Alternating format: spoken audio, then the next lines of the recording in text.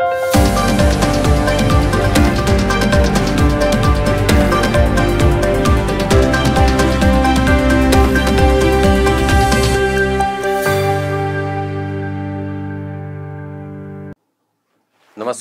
शंखनाद न्यूज चॅनलच्या insight analysis या कार्यक्रमात मी सुनील कुहीकर आपलं सगळ्यांचं स्वागत करतो. आपल्या सगळ्यांना कल्पना आहे की अलीकडच्या काळामध्ये महाराष्ट्रातल्या नक्षलवादी चळवळींनी आणि एकूणच देशभरातल्या पण नक्षलवादी चळवळींनी एक शांतीचा प्रस्ताव केंद्र सरकारकडे पाठवला आहे. या शांती प्रस्तावासोबतच किमान 1 महिन्याची युद्धबंदी असावी अशी सुद्धा विनंती किंवा मागणी या नक्षल चळवळीच्या वरिष्ठ नेत्यांनी सरकारकडे नोंदवली आहे. वरवर बघितलं तर हा शांतीचा प्रस्ताव जो आहे तो त्याचं स्वागत केलं पाहिजे असं सगळ्यांना वाटेल. आणि युद्धबंदीचाही प्रस्ताव जो आहे तो नक्षलवाद्यांना आता एकूणच उपरती झाली आहे आणि यापुढे रक्त सांडवायचं नाही या उद्देशाने त्यांनी हा शांतीचा प्रस्ताव ठेवला असावा असंही वाटणं स्वाभाविक आहे. आपण गेल्या काही वर्षातली एकूणच केंद्र सरकारची आणि नक्षल प्रभावित जी राज्य आहे त्या राज्य सरकारांची भूमिका जर नक्षली चळवळीच्या विरोधात ती जर आपण बघितली तर असं लक्षात येईल की नक्षलवाद्यांना सगळीकडनं घेरून त्यांची नाकेबंदी करणे आणि एकूणच ही चळवळ निखंदून काढण्याच्या दृष्टीने केंद्र सरकारने आपली भूमिका स्वीकारली आहे आणि त्याची अंमलबजावणी पण केली आहे. अलीकडच्या काळामध्ये अतिशय मोठ्या संख्येमध्ये एकतर नक्षलवादी मारले जात आहेत किंवा मग ते शरण तरी येत आहेत पोलिसांना. या दोन्ही गोष्टी जर लक्षात घेतल्या तर नक्षलवादी चळवळ कुठेतरी त्या चळवळीला, तिच्या ताकदीला, तिच्या मानसिकतेला कुठेतरी खीळ बसलेली आपल्याला दिसते आणि त्याच्याच परिणाम स्वरूप आता या चळवळीच्या नेत्यांनी आता शांतता पाहिजे किंवा युद्ध नको अशी भूमिका घेतलेली आपल्याला दिसते. या चळवळीचं आतापर्यंतचं वागणं बघितलं तर कितीतरी आदिवासी बांधव म्हणजे बेकसूर निरागस आदिवासी बांधव नक्षल चळवळीच्या नेत्यांनी आजपर्यंत त्यांच्या बंदुकीच्या जोरावर मारलेले आहेत. कितीतरी पोलीस अधिकारी कर्मचारी नक्षलवाद्यांच्या बंदुकीने आजपर्यंत मारले गेले आहेत. आता नक्षलवादी स्वतः मारले जात आहेत तेव्हा त्यांना शांतता आठवते आहे आणि कालपर्यंत त्यांनी स्वतः कितीतरी लोकांना मारलं त्याचं काय हा प्रश्न तर आहेच. कारण आदिवासी बांधवांचा जीव तो महत्वाचा नाही आहे का? पोलीस अधिकारी कर्मचारी त्यांचा जीव महत्वाचा नाही आहे का? आणि आता चळवळीतले लोक जेव्हा मारले जात आहेत तेव्हा नक्षलवाद्यांना शांतता आठवणे हे कुठेतरी याचा विचार करायला भाग पडेल अशी ही गोष्ट आहे. एकूणच नक्षलवादी चळवळीच्या नेत्यांची जर भूमिका लक्षात घेतली तर अजून एक प्रश्न या ठिकाणी उपस्थित होतो की 1 महिन्याची जी मुदत युद्धबंदीसाठी या चळवळीच्या नेत्यांनी मागितली आहे ही कुठेतरी संशय निर्माण करणारी आहे. 1 महिन्याचाच वेळ नक्षलवाद्यांना का बरं हवा आहे?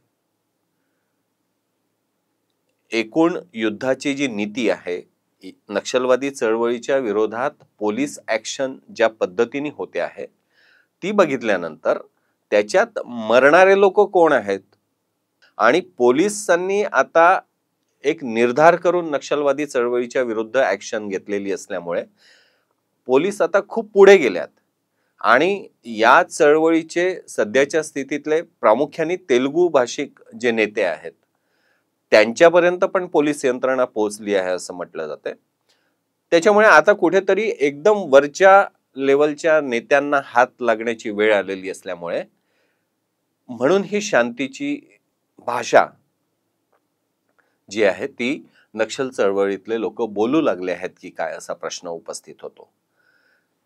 हा 1 महिन्याची जी वेळ मागितली गेली आहे शांती वार्तेच्या नावाखाली किंवा युद्धबंदीच्या नावाखाली, हा नेमका 1 महिन्याचा वेळ या नेत्यांना कशासाठी पाहिजे आहे?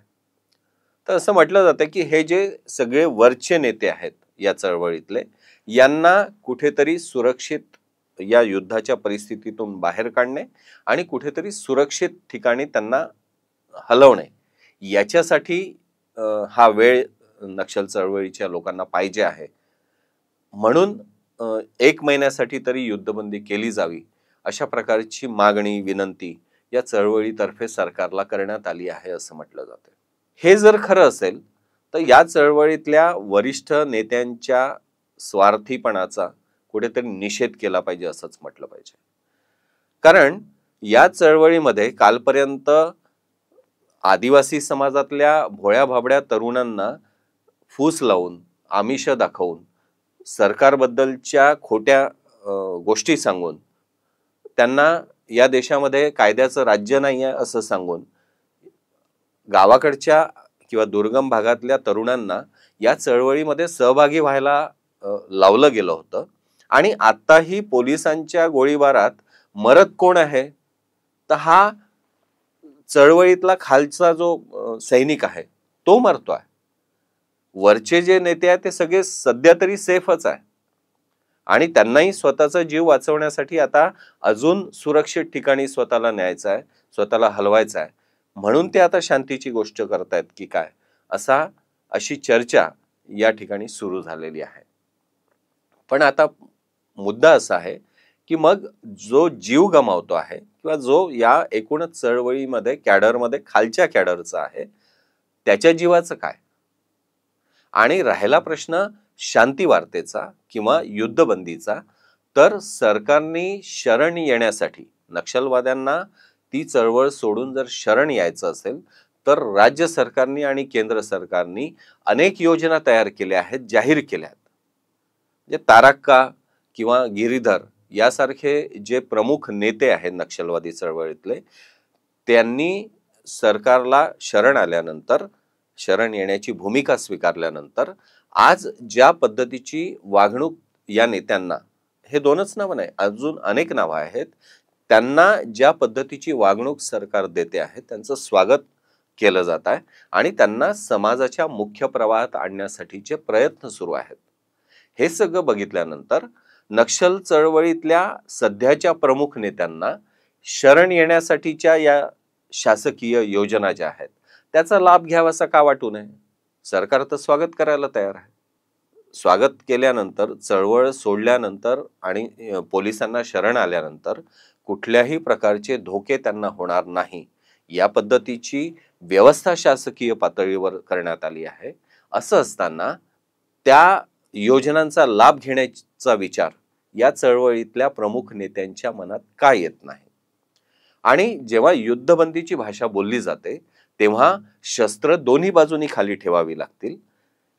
चळवळीच्या नेत्यांची भूमिका आज तरी अशीच दिसते की आम्ही शस्त्र खाली ठेवणार नाही, फक्त तुम्ही आमच्यावर जो वार करताय, तुम्ही आमच्यावर ज्या बंदुका चालवतायत त्या सध्या चालवू नका. ही एकतर्फी आणि तीही समोरच्या लोकांकडनं अपेक्षित असलेली शांतता, युद्धबंदी नक्षल चळवळीच्या वरिष्ठ नेत्यांना आज अपेक्षित असलेली दिसते. त्याच्यामुळे ती मान्य किती प्रमाणात आणि का करायची हा खरा प्रश्न आहे. कारण या एकूणच मागणी मागे जी छुपी धोरणं दिसत आहेत, छुपे डाव दिसत आहेत, ते नक्षलवादी चळवळीतल्या या नेत्यांना आता कुठला तरी बौद्धिक आविष्कार झाला, त्यांचं कुठलं तरी मतपरिवर्तन झालं, वैचारिक बदल त्यांच्यात घडून आले आणि म्हणून ते आता शांतीची गोष्ट करतायत, शांती वार्ता करायला तयार झालेत, असं कुठेही दिसत नाहीये. हे कुठेतरी या सगळ्या नेत्यांना स्वतःच्या जीवावर बेतल्यानंतर सुचलेलं हे शहाणपण आहे असं म्हणावं लागेल. आणि म्हणूनच खालच्या कॅडरच्या लोकांचा कुठेही विचार न करता फक्त वरिष्ठ नेत्यांच्या त्यांचा जीव वाचवण्याच्या दृष्टीने रचलेलं हे नियोजन आहे आणि त्या दृष्टीने ही सगळी जी मागणी आहे ती समोर आलेली आपल्याला दिसते.